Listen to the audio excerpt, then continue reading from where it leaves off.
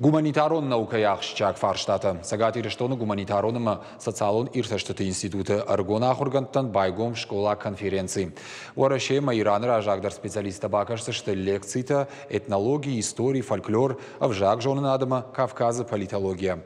Архаинцы сагати рештон кашак балкарма Сасан республика тымина вартта. Студенты равдиштыштыша наукон куштыты. Конференции сауы ирон адымын ацон культурон рашты программой фалгаты. Ахашсан кори. Это подготовка научных кадров для себя, для научных учреждений.